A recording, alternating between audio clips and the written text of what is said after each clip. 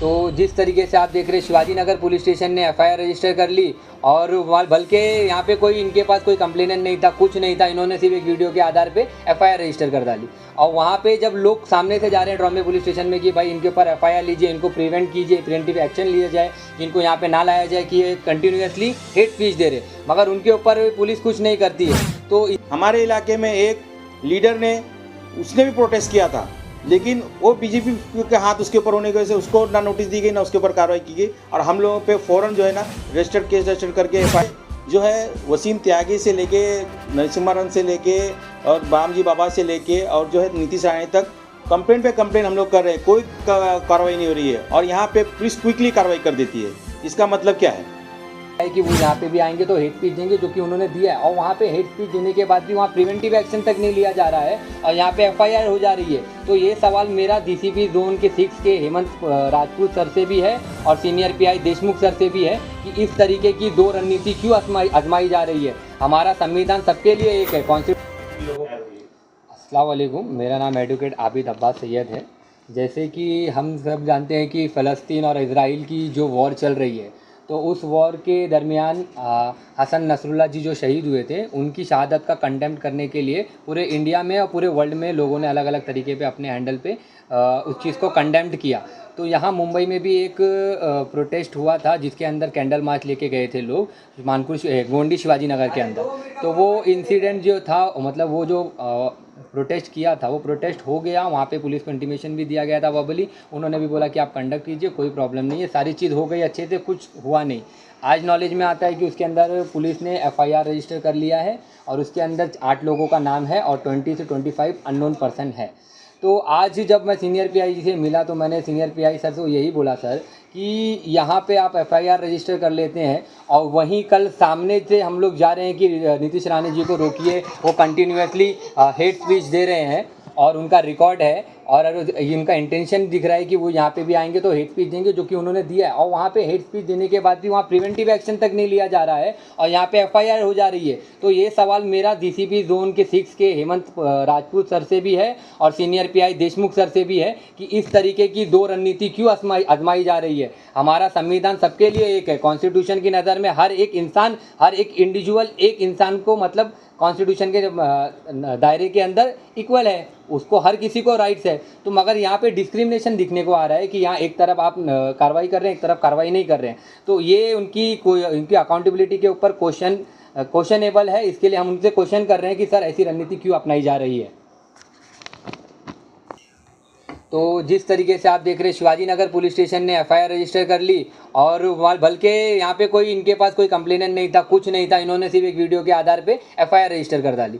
और वहाँ पे जब लोग सामने से जा रहे हैं ट्रॉम्बे पुलिस स्टेशन में कि भाई इनके ऊपर एफआईआर लीजिए, इनको प्रिवेंट कीजिए, प्रिवेंटिव एक्शन लिया जाए, इनको यहाँ पे ना लाया जाए कि ये कंटिन्यूसली हेट स्पीच दे रहे, मगर उनके ऊपर पुलिस कुछ नहीं करती है। तो इसीलिए आज के दौर में अगर अभी हम देखें कोई भी हमारे देश में ऐसे हीरियस क्राइम होता है जैसे कि रेप वगैरह होता है, तो उस क्राइम के दौर पे भी लोग करते हैं कंडेम करने का तरीका क्या होता है, हम कैंडल मार्च करते हैं। तो ऐसा नहीं कि आज ये कोई नया कैंडल मार्च हो रहा है, हिंदुस्तान में सदियों से कैंडल मार्च होता आया है। तो अब क्या कैंडल मार्च करना अपराध हो गया है? अब वो कैंडल मार्च करेंगे लोग तो उनके ऊपर एफआईआर रजिस्टर होगी। तो इस तरीके का जो फ्रीडम ऑफ एक्सप्रेशन है उसका ये वायलेशन है। आप हमको दबा रहे, आप हमारे एक्सप्रेशन को, आप हमारे जो अंदर के इमोशन है उसको एक्सप्रेस करने से भी आप हमको रोक रहे हो। तो इस तरीके की चीज़ को हम टॉलरेट नहीं करेंगे और इंशाल्लाह अगर ये हम अथॉरिटी से डायलॉगिंग करेंगे, हो सके तो हम भूख हड़ताल पे बैठेंगे, नहीं हुआ तो हम इसके अंदर लिटिगेशन में जाएंगे, हम सुप्रीम कोर्ट को अप्रोच करेंगे, हम बोलेंगे कि ये कॉन्स्टिट्यूशनल बेंच हमारी मैटर को लिस्ट करे और सुने इसके अंदर कि इस तरीके की अगर जिस तरीके से हमको कानून हमारा 2 तरीके से चलने लग गया इस हिंदुस्तान के अंदर, तो इस तरीके की चीज़ को हम सहन नहीं करेंगे। हमारे पूर्व प्रधानमंत्री अटल बिहारी वाजपेयी जी ने लोकसभा के अंदर खुद इस चीज़ को बोला कि फ़लस्तीन को फ्री करना चाहिए और फ़लस्तीन के फेवर की बात की। तो जिस तरीके से हमारे पूर्व प्रधानमंत्री फ़लस्तीन के फेवर में बात कर सकते हैं, तो यहाँ के लोग एक कैंडल मार्च करते हैं अगर उनके जो फ़लस्तीन के लिए लड़ रहा है, तो वो कोई अपराध हो गया क्या आज के टाइम पे हिंदुस्तान के अंदर?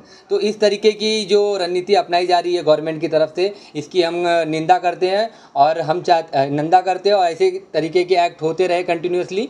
तो हम इसलिए प्रोटेस्ट पे बैठेंगे, भूख हड़ताल पे जाएंगे, नहीं हो सका तो हम लिटिगेशन में भी जाएंगे अगर हो सके तो।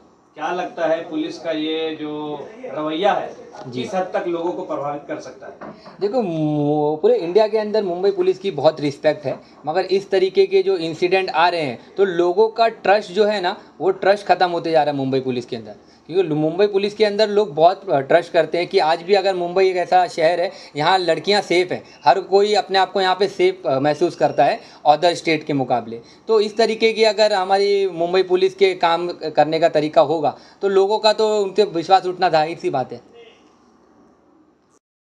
मैं ये कहना चाहूँगा कि हिंदुस्तान में सारी आवाम को जो है कॉन्स्टिट्यूशन से राइट टू एक्सप्रेशन है, और हम लोगों ने पीसफुली प्रोटेस्ट किया था, रैली निकाली थी सिर्फ 100 मीटर में और वो अंदर के तरफ निकाली थी, और कोई भी वायलेशन नहीं हुआ है, कोई ऑफेंस नहीं हुआ है, कोई तोड़फोड़ नहीं हुई है, कोई देश के खिलाफ नारे नहीं लगाए गए, बल्कि हमने देश के फेवर में नारे लगाए हैं। और हम लोग ने किसी ने कंप्लेंट नहीं किया है, लेकिन पुलिस ने सावमुतो कंप्लेंट ले ली है। यहाँ पे जो है वसीम त्यागी से लेके नरसिम्हा से लेके और बामजी बाबा से लेके और जो है नीतीश राणे तक कंप्लेंट पे कंप्लेंट हम लोग कर रहे हैं, कोई कार्रवाई नहीं हो रही है, और यहाँ पे पुलिस क्विकली कार्रवाई कर देती है। इसका मतलब क्या है?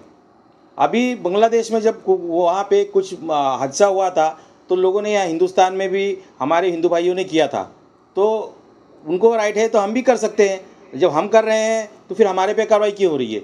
अभी यहाँ पे किसी हिंदुस्तान में भी इसराइल के फेवर में हिंदू भाइयों ने किया है प्रोटेस्ट, और बहुत ज़बरदस्त किया है, कई गुना ज़्यादा तरीके से किया है, लेकिन उसके ऊपर गवर्नमेंट ने कोई ऑब्जेक्शन लिया। लेकिन थोड़ा मुसलमान बोले थोड़ा भी अगर ऊफ भी कर दे रहा है तो उसके ऊपर कार्रवाई हो जा रही है। हमारे इलाके में एक लीडर ने उसने भी प्रोटेस्ट किया था, लेकिन वो बीजेपी के हाथ उसके ऊपर होने की वजह से उसको ना नोटिस दी गई ना उसके ऊपर कार्रवाई की गई, और हम लोगों पे फ़ौरन जो है ना रजिस्टर्ड केस रजिस्टर करके FIR लेके हम लोग को नोटिस दे दिया गया। पूरे देश भर में इस तरह की रवैया पुलिस क्या बयां कर रही है? ये जो देखिए मेरी पुलिस वालों से बात हुई थी, उन लोग खुल के बोल नहीं पा रहे हैं। वो लोग, मैं जाता हूँ तो लोग कहते हैं कि आप वकील साहब तो लॉ को समझते हैं, आप जानते हैं, सियासत को समझते हैं। अभी यहाँ पर स्टेट गवर्नमेंट में जो है ना बीजेपी सरकार है, और सेंट्रल दिल्ली में भी जो बीजेपी सरकार है वो पुलिस पर दबाव बनाए हुए, वो बेचारे काम नहीं कर पा रहे हैं। वहाँ से उनको दबाव है क्योंकि इनके ट्रांसफ़र्स और इनकी जो है ना प्रमोशंस उनके हाथ में होती है, और यहाँ पर जो है लोगों ने भी पुलिस पे दबाव बनाया हुआ है, और वो लोग तो बीच में अटक गए एकदम से। लेकिन मैं ये कहूँगा कि जो संविधान की जब शपथ लेते हैं आप पुलिस वालों से, मैं कहूँगा कि आप डरिए मत, आप जो है कानून के हिसाब से काम करिए। और मुंबई की पुलिस पूरे वर्ल्ड में पूरी सबसे अच्छी पुलिस मानी जाती है, आप पे लोगों का विश्वास है, और मैं मुंबई पुलिस से चाहूँगा कि आप लोग निष्पक्ष होकर कार्रवाई करें।